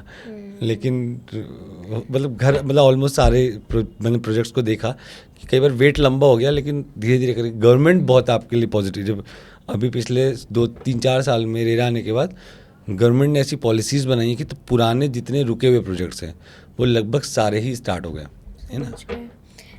मेरे को एग्जैक्ट प्रॉपर्टी का ब्रेकडाउन बताओ, अगर मतलब मैं कोई घर खरीदने जा रही हूँ तो क्या क्या और एक्सपेंसेस होते हैं प्रॉपर्टी कॉस्ट के साथ? एक तो जैसे मतलब पहले बात है, हर डेवलपर अपनी एक प्राइस लिस्ट बनाता है, लेकिन बेसिक देखा जाए तो एक कॉस्ट हो गया, प्लस गवर्नमेंट चार्जेस हो गए, जैसे GST हो गया, प्लस जब आप पोजीशन लोगे तो रजिस्ट्री हो गई, और उसके ऊपर एक पोजीशन चार्जेस लेते हैं, जैसे मीटर इंस्टॉलेशन। प्रॉपर्टी पे 18% टैक्स होता है नहीं नहीं, प्रॉपर्टी पे रेजिडेंशियल पे 5% रहता है जीएसटी, एंड कमर्शियल पे 12% है। ओके। और जो आप कुछ अदर चार्जेस देते हो, पोजीशन चार्जेस, उन पे 18% होता है। ओके। तो ये 3 तरह के मतलब हो गए एक तरीके से चार्जेस, प्लस जीएसटी अलग है। तो टेक्निकली ब्रेकडाउन में सिर्फ यही है, ये बेसिक हो जाएगा, टैक्सेस हो जाएंगे, पोजीशन पे कुछ चार्जेस होते हैं, लाइक मेंटेनेंस, 2 साल की मेंटेनेंस हो गई, मीटर हो गया, पावर बैकअप हो गया, आईजीएल का कनेक्शन हो गया, जो बेसिक नीड होती है। आप अपना भी घर लोगे तो वो सब चीज़ें तो चाहिए ही चाहिए, और प्लस रजिस्ट्री। तो मतलब अगर मैंने कोई घर लिया है 100 रुपए का, तो फाइनल होते होते वो मुझे कितने का पड़ेगा सब मिला के? भाई 5% जीएसटी हो गई, 6% रजिस्ट्री हो गई, 1% अदर हो गई, मतलब हाँ 112 रुपये का पड़ जाएगा आपको। मतलब अच्छा। हाँ 112 से 115 रुपये का। ओके। हाँ, मैं 100 रुपये की चीज़ 115 रुपये पड़ती है। लेकिन अंडर कंस्ट्रक्शन केस में बहुत डिवाइड हो जाती है ना भाई, 100 रुपये भी आप बहुत पार्ट्स में देते हो। हाँ। फिर जब पोजीशन आपको मिलता है, फिर आप पोजीशन चार्जेस देते हो। मतलब 1 करोड़ की कोई चीज ले रहा है तो 12-15 लाख रुपए उसके ये एडिशनल एडिशनल चार्जेस आते जाते ठीक हैं। है, हाँ, समझ गई। अब आप मुझे ये बताओ, अगर रियल एस्टेट में किसी को अपना करियर बनाना है तो वो कैसे बना सकते हैं? मतलब ब्रोकर, किसी को ब्रोकर बनना है या कुछ भी रियल एस्टेट में अपना करियर स्टार्ट करना है, बिकॉज मैं भी अपने आसपास देखती हूँ कि सबसे ज़्यादा पैसा रियल एस्टेट वालों ने बनाया है। तो कैसे इसमें अपना करियर बना सकते हैं, प्लस आपका करियर भी कैसे स्टार्ट हुआ है इसमें, आप वो भी बता सकते हैं। तो ना ये मतलब एक टाइम पे ना रियल एस्टेट को सब लोग ऐसे देखते थे कि कोई कुछ नहीं करता था तो रियल एस्टेट में उसके, मतलब हम लोग ने बचपन देखा है प्रॉपर्टी डीलर है ना, गुप्ता डीलर, ये डीलर ना। अब तो बिल्कुल चेंज हो गया है मार्केट इस समय। तो वैसे देखा जाए तो यहाँ इसको काम करने के लिए कोई रियल एस्टेट की डिग्री नहीं चाहिए होती थी एक टाइम पे ना। भैया जब मैंने 2011 में रियल एस्टेट स्टार्ट किया था तो कोई भी डिग्री नहीं, एक मतलब कोई हमारा इंटरव्यू लेता था, हम जाते थे तो सपने बेचे जाते थे यहाँ पे। अब तो 2016 में प्रॉपर रेरा की रिक्वायरमेंट होती है ना। अच्छा। और उसके लिए कुछ डॉक्यूमेंट्स, क्रेडेंशियल्स मांगते हैं रेरा, फिर आपको रेरा नंबर मिलता है और आप रेरा नंबर के साथ प्रॉपर सेलिंग ब्रोकिंग कर सकते तो हो। वो प्रोसेस ईजी है? हाँ बिल्कुल ईजी है। अभी कुछ दिनों से, जैसे मैंने जब पहली बार रेरा लिया था तो वो तुरंत मिल गया था, है ना। लेकिन अब क्या है कि अभी इन्होंने ट्रेनिंग कर दिया कि 3 दिन की रेरा में ट्रेनिंग होती है। ट्रेनिंग में 90% लोग पास हो जाते हैं, 95% लोग, तो आपको रेरा नंबर मिल जाता है। तो अभी यूपी गवर्नमेंट में रेरा मिलना रिन्यू हो रहे हैं, मिलना स्टार्ट हो जाएगा। और दूसरी बात है, अगर आप मतलब मैं मानता हूँ अगर आप कुछ नहीं कर रहे हो तो इस मतलब सेलिंग, रियल एस्टेट सेलिंग में सबसे ज़्यादा आप अपने आप को बेचते हो, प्रॉपर्टी नहीं बेचते, है ना। और आपको लोगों से मिलना पसंद है, लोगों से इंटरेक्शन करना पसंद है तो सेलिंग, मैं तो मानता हूँ selling is just an good interaction real estate में। क्योंकि आप साबुन नहीं बेच रहे, आप टीवी नहीं बेच रहे, आप फ़ोन नहीं बेच रहे हो 1 लाख 2 लाख का चीज़, आप 1 करोड़ 1.5 करोड़ 2 करोड़ 5 करोड़ की चीज़ें बेच रहे हो। तो वो जब आपसे कन्विंस होगा तभी लेगा। प्रोडक्ट से कन्विंस बाद में होता है आदमी, पहले वो आपसे कन्विंस होगा, है ना। तो अगर आप you are good in talking to people, नए लोगों से मिलने में पसंद हो तो, और आप ईमानदार हो, मतलब मुझे ऐसा लगता है आज भी रियल एस्टेट में लोग कहते हैं ना, मतलब बदनाम क्यों है रियल एस्टेट, क्योंकि कोई इंडस्ट्री तो ख़राब होती नहीं है। इंडस्ट्री में कुछ ख़राब लोग आ जाते हैं, उससे इंडस्ट्री ख़राब हो जाती है। जैसे बिल्डर भी बहुत बदनाम है। मतलब आप ये बात बहुत सुनोगे कि बिल्डर फ्रॉड होते हैं, सुना ही होगा आपने, बिल्डर चोर होते हैं। क्योंकि कुछ बिल्डरों ने ऐसे स्कैम किए, कस्टमर्स के पैसे लिए, गायब हो गए, है ना। तो बिल्डर कौम ही पूरी हो गई, है ना। तो हर इंडस्ट्री में कुछ लोग होते हैं जो कुछ गलत करते हैं, जिसकी वजह से बाकी लोग बदनाम होते हैं। आपको ईमानदार रहना। हाँ, तो मैंने वो तो आप किसी भी मतलब इसका तो कोई अल्टरनेट है ही नहीं ना। मतलब यहाँ मतलब ऑनेस्टी समथिंग ना, जो आपको आज नहीं समझ में आएगा।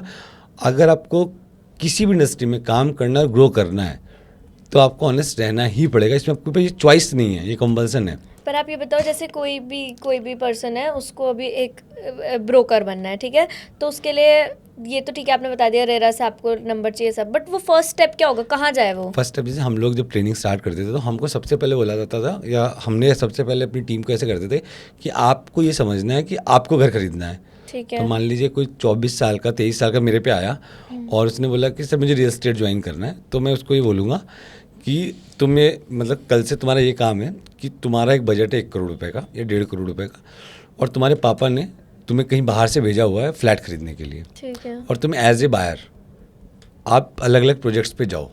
ठीक है। और उनकी ट्रेनिंग लो। मतलब प्रोजेक्ट भाई जब आप जाओगे कि मुझे घर चाहिए, तो वहाँ पे एक सेल्समैन होगा जो आपको बहुत अच्छे से सब कुछ समझाएगा, सारी टर्मिनोलॉजी समझाएगा क्या होता है।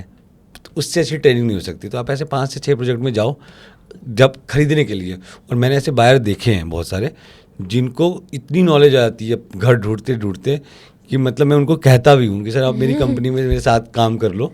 तो आप बिल्कुल बहुत बेसिक है। आप किसी भी आपने नोएडा में, ग्रेटर नोएडा में, गुड़गांव में, एक्सप्रेसवे पे कहीं पे भी 5 प्रोजेक्ट्स में जाओ, वहाँ के सेल्समैन आपको सब एक्सप्लेन कर देंगे। फिर बस आपको स्टार्ट क्या करना है, पिचिंग स्टार्ट करना है। तो अब पिचिंग ऐसा है कि आपको नॉलेज गेन करनी है। रियल एस्टेट एक ऐसी चीज़ है, वो सिर्फ एक सेक्टर नहीं है। बट पिच किसको करे? वो फर्स्ट फ्यू कस्टमर्स कहाँ से आएंगे? सबसे नियर एंड डियर वन होते हैं, वो आपसे लेते तो नहीं है। मतलब आप, क्योंकि आपको नॉलेज तो होती नहीं है। जैसे मैंने जब नया नया रियल एस्टेट आया तो मुझे 6 महीने मैंने सब सीखा, तो मुझे लगा मुझे सब आ गया है ना। मेरा तो बहुत इंटरेस्ट था। मैं रियल एस्टेट में बाई चॉइस नहीं आया। मतलब मैं एक तरह से धोखे से आया। मुझे पता भी नहीं था रियल एस्टेट जैसी कोई इंडस्ट्री है। मैंने कहीं किसी से बात करी, किसी ने इंटरव्यू लिया, उसने कहा मुझे ये भी होता है। मुझे नहीं पता था कि रियल एस्टेट भी एक कैरियर भी हो सकता है ना। तो ये तो मैंने कहा कि तो जब नई नई चीज़ सीखते हो, कोई भी आपको लगता हो ना सबको बता दें। तो जब हमने रियल एस्टेट की 5-6 चीज़ें समझी थोड़ी, तो मुझे लगा कि अब तो मैं सबको भेज दूंगा। तो मैं अपने क्लोज रिलेटिव फंक्शंस में जाके बताने लगता था ना। लेकिन मुझे कोई ख़रीदता नहीं था मुझसे। ख़रीदता हमेशा आपसे मार्केट का ही आदमी है। फिर हम लोग कोल्ड कॉलिंग करते थे। आजकल तो इतना ईजी हो गया है, AI आ गया है, टेक्नोलॉजी आ गई है। हम लोग के टाइम मतलब उस समय सोशल मीडिया आ गया है। सोशल मीडिया ने कितना मतलब आप अपनी बात को कितने लोगों तक पहुंचा सकते हो। पहले तो सिंपल था कोल्ड कॉलिंग, अब तो मेटा ऐड है, गूगल ऐड है। इस समय तो लीड क्रिएट करना किसी भी चीज़ के लिए बहुत ईजी है ना। आप किसी भी अपने प्रोडक्ट का कंटेंट क्रिएट कर सकते हो, प्रमोट कर सकते हो। तो इस समय तो बस आपको लीड चाहिए ना। लीड से क्या क्लोज नहीं होगा, लेकिन अपने प्रोडक्ट को पिच करोगे। यहाँ पे रिजेक्शन ज़्यादा मिलते हैं तो टफ है। मतलब पेशेंस वाला काम है थोड़ा सा। कि आप ऐसा नहीं कि आपने सिंपल है, आपने आज 10 लोगों को पिच किया, तो ऐसा भी हो सकता है कि 10 में से एक ने भी हाँ भी नहीं बोला, आया भी नहीं। हमारी टीम में ऐसा भी होता है ना कि हम 20 लोग कहते हैं कि वीकेंड पे आएंगे प्रोडक्ट देखने, और एक भी नहीं आता। तो आप सोचो ना कि हम कितना मतलब मोटिवेट होंगे, बाद में कितना डिसअपॉइंट होंगे। तो यहाँ पे पेशेंस है, लेकिन जो टिक गया। तो मैं मतलब इस इंडस्ट्री में सबसे खासियत भी इस इंडस्ट्री की सबसे बड़ी बात कहो या सबसे कमजोरी कहो कि ये कुछ भी बना सकती है किसी को। मतलब इस इंडस्ट्री में आपको ऐसे ब्रोकर मिलेंगे इस इंडस्ट्री में जो मैं तो साल के 20-25-50 करोड़ भी कमाते होंगे। लेकिन ऐसे लोग भी यहाँ पे हैं जो 20-25-50 हज़ार का भी स्ट्रगल कर रहे हैं, और ये सब में ही होता है।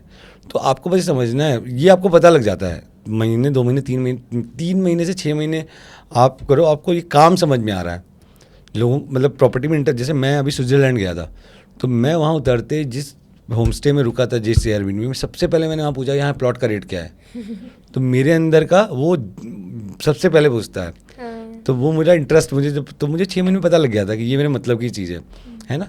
और बातें करने में बहुत अच्छा लगता है यहाँ पे ना। 5 करोड़ 10 करोड़ 20 करोड़ है ना। तो आप किसी के साथ रहो तो ये इंडस्ट्री, तो आप जीरो से आप मतलब कुछ भी सोच सकते हो इसमें। अगर आपने 1 साल में 1 करोड़ रुपये कमाने का सोचा, तो मुझे नहीं लगता किसी इंडस्ट्री में ये मौका है।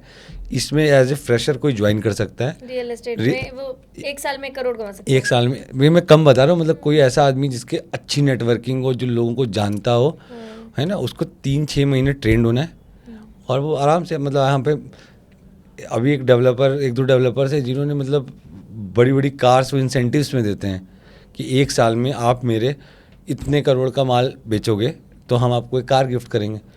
जो कार लोग किसी जॉब में या किसी बिजनेस में 4 साल 5 साल में प्लान करते हैं, वो यहाँ इंसेंटिव्स में मिलती है।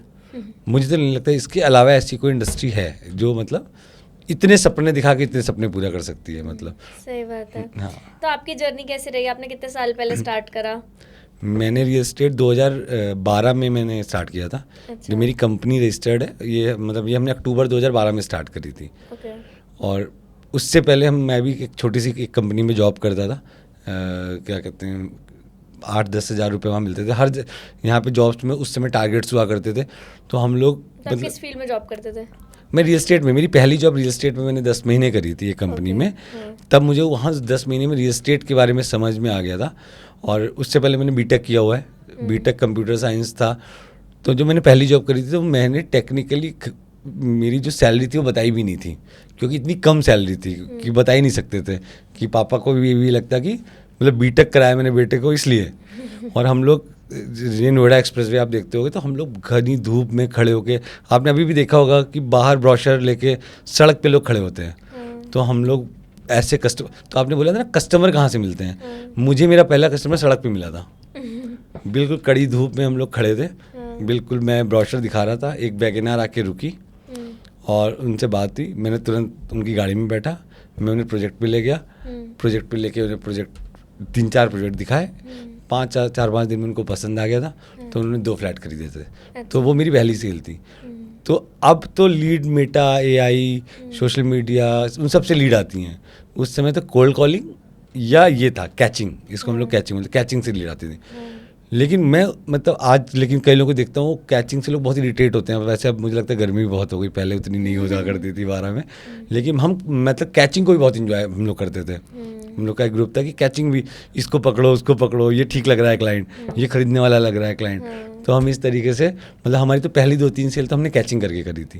बट इट्स कमेंडेबल कि आप तब 10-12 हज़ार की जॉब करते थे एंड आज आप लाइफ में कितना आगे आ गए हो। तो कैसी रही ये पूरी जर्नी आपकी? बिल्कुल ऊपर नीचे वाली रही जर्नी। कि जब आप शुरू करते हो, फिर आपने बिजनेस स्टार्ट किया, और बिजनेस में मुझे लगता है कि लगभग सबका एक वैसा फेज आता ही आता है। क्योंकि आप बहुत एंथू और बहुत एनर्जी के साथ स्टार्ट करते हो बिजनेस, और आपको बिल्कुल, अच्छा मैंने तो 24 साल में स्टार्ट कर दिया था, 24-23 साल का होऊंगा जब मैंने अपनी कंपनी स्टार्ट की थी।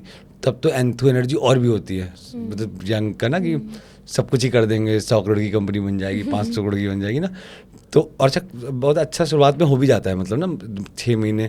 लेकिन एक टाइम के बाद जब आप तो 2 साल में सस्टेन होता है, फिर आपका थोड़ा सा वैसा टाइम स्टार्ट होता है कि ख़राब टाइम भी स्टार्ट। और ये हर बिजनेस की कहानी है, हर बिजनेस ने एक टाइम पे अपना बहुत ख़राब टाइम देखा है, हर बिजनेसमैन ने, है ना। और उस समय बिजनेसमैन का पेशेंस टेस्ट होता है। उस समय अगर आदमी टिक गया तो फिर स्काई इज़ द लिमिट है। और ये आप मानो हर 10 साल में 8 साल में ऐसा होता है, क्योंकि टाइम बहुत चेंज हो रहा है। मतलब आज भी रियल एस्टेट या हर चीज़ चेंज हो रही है। AI के आने से लोगों की साइकोलॉजी चेंज हो रही है, लोगों को इतनी नॉलेज मिल रही है अलग अलग ना। पहले इतनी नॉलेज नहीं थी, आजकल हर आदमी को सब कुछ पता है। तो हर 8-10 साल में आप देखोगे, और इस पिछले 10 साल बहुत चेंज हुए हैं, हर चीज़ ही बहुत चेंज हुई है। तो फिर वो अच्छा रियल एस्टेट भी 13 के बाद 14, 15, 16 बहुत ख़राब टाइम हो गया था, जब ये स्कैम्स का टाइम था, लोगों का बिल्कुल भरोसा ही उठ गया था। तो वो एक बहुत ही ख़राब टाइम था, जिसमें मतलब एक टाइम पे सारी टीम चली गई थी। आप 40 लोगों से 5 लोग रह जाते हो, फिर 5 लोगों से हम लोगों ने जर्नी स्टार्ट करके फिर हम लोग 150 लोग पहुँचे हैं। तो लेकिन मतलब मैं इसको कभी मतलब आज देखता हूँ तो मैंने कभी ऐसा नहीं था कि मतलब मैंने कोई बहुत परेशान तो मैं कभी नहीं रहा, मतलब क्योंकि सिर्फ है कि मैं उस काम को बहुत इंजॉय करता था। मतलब बहुत स्ट्रगल में कई बार दिन में पैसे नहीं होते थे, लेकिन वो पता तब चलता था जब शाम को घर आते थे, क्योंकि काम में इतना खोए होते थे। तो अगर आपको काम में बहुत मज़ा आ रहा है तो फिर आपको वो मतलब आज कोई क्या वो स्ट्रगल स्टोरी है, मेरी बिल्कुल स्ट्रगल स्टोरी नहीं है। मतलब उसमें स्ट्रगल उसमें भी नहीं था। हाँ, मतलब वो भी मेरा एक फन था। मैं उसमें फिनेंशियली स्ट्रगल था बस मैं, लेकिन मेंटली स्ट्रगल नहीं था, फिजिकली स्ट्रगल नहीं था, काम उतना ही करता। बहुत सही बात कह रहा हूँ। आपको पता है मैं भी जब अपनी जर्नी याद करती हूँ ना, पहले मैं नीट की कोचिंग लेती थी जनकपुरी में, एक टारगेट PMT करके इंस्टीट्यूट है वहाँ पे। तो तब ऐसा होता था कि बहुत एक्सटेंसिव कोचिंग होती थी, बहुत ज़्यादा पढ़ना पड़ता था, बहुत सारी चीज़ होती थी। बट मैं फिर सोचती हूँ मुझे तो तब भी मज़ा ही आ रहा था। हाँ। मुझे तो कोई दिक्कत नहीं थी। उसके बाद फिर जब मैं कॉलेज गई तो मैंने कॉलेज से बहुत जल्दी ड्रॉप आउट कर दिया था और अपना बिजनेस स्टार्ट करा था। वो कुछ कोर्सेज से रिलेटेड बिजनेस था, तो उसमें ना मैं एक एक इंसान को कॉल करती थी। और तब ऐसे कोई कंपनी तो थी नहीं, मतलब बस मैं ही थी। तो मैं खुद ही इंटर्न बन के बात करती थी और उनको कन्विंस करती थी 4-5 हज़ार के कोर्स के लिए। तो पर फिर मेरे को लगता है कि सब कहते हैं कि तब तो आपने बहुत स्ट्रगल करा होगा, पर मुझे लगता है मुझे तो तब बहुत मज़ा आ रहा था। मेरे मतलब पूरा सार यही है। हाँ। वैसे देखो मतलब ये होगा कि बड़ी गाड़ी नहीं थी उस समय मेरे पास। हाँ। बड़ा घर नहीं था, जैसे आज मेरे पे ड्राइवर है। हाँ। तब ड्राइवर नहीं था, गाड़ी खुद चलाता था। हाँ। तो मतलब रिसोर्सेज कम थे।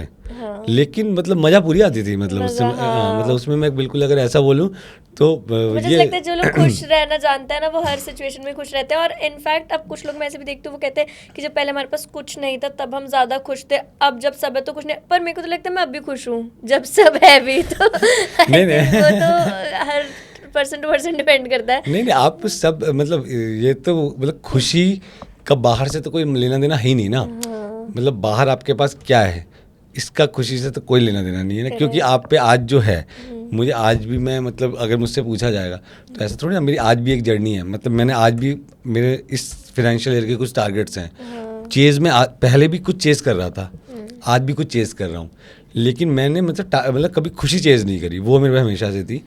काम में टारगेट्स बड़े ले लिए, आज भी बड़े टारगेट्स हैं, है ना, और मतलब ठीक है ग्रोथ है, लेकिन ये नहीं कि ग्रोथ नहीं है तो बहुत मतलब परेशान है, मतलब काम को एंजॉय मैं आज भी करता हूँ और पहले भी करता था। तो मैं तो अपना फेसबुक देखता हूँ पहले, तो जब लगता था ना तो ऐसे मैं तो तब भी घूमता था जाता था, मतलब फेसबुक पे पुरानी फोटोज है कि यहाँ घूम रहे हैं वहाँ घूम रहे हैं, तो मैंने मैं काम भी करता था घूमता भी रहता था। तो आप ये नहीं कि मतलब स्ट्रेस का, तो आप मतलब खुश, अच्छा ये आपका भी अभी देख रहा था अभी एक वीडियो ना, अमीरी गरीबी की सोच वाला ना, तो वही है कि स्ट्रेस फ्री माइंड ज़्यादा प्रोडक्टिव होता है। आप कुछ अच्छा मतलब क्रिएटिव फील्ड में तो बहुत ज़्यादा, लेकिन किसी भी काम में आप इसीलिए मुझे लगता है लोग कहते हैं ना पैसे से पैसा खींचता है, पैसे से पैसा नहीं खींचता, पैसे आने के बाद लोग बेसिक नीड्स से ऊपर हो जाते हैं, इसलिए वो और क्रिएटिव और प्रोडक्टिव कर पाते हैं, क्योंकि जो बेसिक से लड़ रहा है उस पर लड़ाई इसी बात की है, टाइम ही नहीं है। जो आदमी बेसिक से परेशान होगा तो उससे हम जब भी पूछेंगे ना कि खेलने जाते हो, जैसे बेसिक आउटडोर एक्टिविटी कुछ करते हो, नहीं टाइम ही कहाँ मिलता है ना, कोई एडवेंचर करते हो टाइम ही कहाँ मिलता है, तो क्योंकि उसके पास एक स्केप रूट है बेसिक का। सही बात है, वो उसका खुद के लिए, उसे किसी और को तो करना नहीं है। जिस दिन वो उससे ऊपर जाता है तो आपको बेसिक से तो ऊपर उठना ही पड़ेगा किसी भी केस में, अगर आपको कुछ अच्छा काम करना है, बड़ा काम करना है। सही बात है। आप मुझे बताओ, who has been your constant support throughout this journey? मैंने 2012 में किया था, तो मतलब अगर देखा जाए इस पूरी जर्नी को कोई मेरे साथ रहा है तो मेरी वाइफ ही रही है। फैमिली तो एक ऐसा पिलर होता है कि मतलब वो तो बचपन से रहता है ना, लेकिन जब मैं बाइक पे था तब भी मेरी वाइफ थी, है ना, तो मतलब हम लोग, मुझे याद है मैं ऑफिस से निकल के बाइक पे बैग टांग के आगे करके, लैपटॉप बैग हुआ करता था उसको आगे से करके बाइक पे घूमते थे। तो वो एक था 2012 है, तो मेरी लव मैरिज है, तो 2012 से हमने साथ रहे, आज 2026 है, तो मतलब उसने मेरा हर फेज देखा है, अच्छा खराब अप एंड डाउन, और हमने मतलब उसको भी इंजॉय किया, मतलब वो कभी भी हमारा ऐसा नहीं है कि उसको लगा मैं स्ट्रगल कर रहा हूँ, या हम दोनों ने स्ट्रगल किया, हर फेज को बिल्कुल अच्छे से इंजॉय किया। और फैमिली भी हमारी, तो अब किस में घूमते हो आप? अभी क्या मतलब अभी तो मेरे पास फॉर्च्यूनर है, लेकिन अभी हम रेंज रोवर हमने बुक कराई हुई है, तो रेंज रोवर मतलब मेरी आएगी 2-3 महीने में, बुक है। तो गाड़ी तो मतलब ऐसे है हमारे यहाँ का, गाड़ी का भी कंसेप्ट है कि गाड़ी भी लेने का मन तब तक करता है जब हम ले नहीं पाते, जैसे मतलब ऐसा नहीं आप जैसे मतलब ये भी एक वो है, मतलब क्योंकि गाड़ी में तो सब में चल रही है आजकल, तो हर गाड़ी में मतलब 50 लाख से ऊपर की हर गाड़ी में एक सेम कंफर्ट है। उसके बाद भाई घर वाला होंडा है, बड़ी गाड़ी तो दुनिया को दिखानी, तो मतलब गाड़ी भी मैं मतलब इसलिए ले रहा हूँ कि यार लेनी चाहिए, नहीं तो जब आपको लगता है ना कोई भी गाड़ी खरीद सकते हो। कौन सी रेंज रोवर ली आपने? रेंज रोवर स्पोर्ट मैंने बुक कराई है अभी। तो विच कलर? ब्लैक। तो मेरी हर गाड़ी ब्लैक थी, ये वो हो जाता ना कि अभी भी ब्लैक फॉर्च्यूनर से पहले एक्सयूवी सारी ब्लैक गाड़ी थी। और ये मैंने जो पहली कार खरीदी थी वो मैंने 80,000 की खरीदी थी सेकेंड हैंड। अच्छा। 2012 में ही। और मैंने तब नियम बनाया था अपनी ज़िंदगी का कि हर गाड़ी खरीदूंगा तो उससे डबल कॉस्ट की खरीदूंगा। अच्छा। तो मैंने लास्ट जैसे कि एक्सयूवी 700 थी, वो 17-18 लाख की ली थी, तो मैंने फॉर्च्यूनर ली वो 46-47 लाख की ली। बट ये तो डबल ट्रिपल हो गई होगी। तो ये ट्रिपल हो गई ये ट्रिपल हो गई, लेकिन इसके आगे फिर प्रॉब्लम आएगी मुझे लग रहा है। इसको चेंज करने में प्रॉब्लम आएगी ना कि ये 1.6 की है तो 3.2 3.5 में लेनी पड़ेगी। लेकिन फिर आप लेना ऑटोबायोग्राफी रेंज रोवर, वो 3 की, हाँ है मतलब वो बेस्ट है। फिर तो जब 2.5-3 से ऊपर जाते हो तो फिर तो एक अलग कैटेगरी आती है, फिर ना फिर तो बहुत सारी चीज़ें आ जाती हैं। Thank you so much Abhishek ji, बहुत अच्छा लगा आपसे बात करके, काफ़ी पॉजिटिव इंसान है आप, एंड आपने प्रॉपर्टीज़ के बारे में भी बहुत अच्छी knowledge the. Thank you so much. Thank you. ऐसा मैं कुछ वीडियोस वगैरह देख रही थी कि जेवियर एयरपोर्ट के पास जिन भी किसानों को कंपनसेशन मिला उन्होंने उससे गाड़ियाँ खरीद ली, आईफोन खरीद लिए, और अब मतलब कुछ भी नहीं है, ठीक है उनके पास। तो अगर उस टाइम पे जो पैसे उनको मिले थे वो इन्वेस्ट करते तो या कहाँ करते इन्वेस्ट, और उसके क्या रिटर्न्स होते हैं? सबसे ज़्यादा कि जेवर एयरपोर्ट पे ही अगर वो मतलब यमुना एक्सप्रेसवे में स्टार्ट होता तो वहीं पे कोई वो प्लॉट्स ले लेते, मतलब यमुना अथॉरिटी के प्लॉट्स निकलते रहते हैं। हाँ। वही बेस्ट ऑप्शन होता है, क्योंकि ये तो हमेशा है कि जब बहुत सारे पैसे आप पे आते हैं तो हमें सबसे ज़्यादा मतलब कहते हैं ना, पैसे कमाने से ज़्यादा पैसे संभालने मुश्किल होते हैं। ये हमारी इन्वेस्टमेंट में है कि पैसे, क्योंकि आते पैसे एक टाइम पे, हर टाइम पे आदमी पैसे कमाता है लेकिन वो मैनेज नहीं कर पाता। और ऐसे बहुत सारे बिजनेसमैन भी हैं जिन्होंने एक टाइम पे बहुत अच्छे पैसे कमाए, फिर बाद में वो मैनेज नहीं हो पाए और कहीं कहीं चले गए। तो वही कि उस समय अगर यमुना एक्सप्रेस वे पे ही अथॉरिटी के या किसी डेवलपर के, अच्छे डेवलपर के हमने कोई प्लॉट ले लिए होते तो आज ही वो 3 टाइम्स 4 टाइम्स 5 टाइम्स हो गए होते हैं। तो गाड़ी भी, मैं हमेशा कहता हूँ पैसे को यूज़ भी करना चाहिए। तो हमेशा एक वो होता है कि 20-30% 40% आप अपनी चीज़ों में यूज़ करो एंड बाकी चीज़ों के लिए आप मतलब इन्वेस्टमेंट भी करो। सिर्फ यूज़ कर लिए तो इन्वेस्टमेंट एक टाइम पे आपका मतलब काम नहीं आ पाएगा। इन्वेस्टमेंट करना सबसे ज़रूरी है।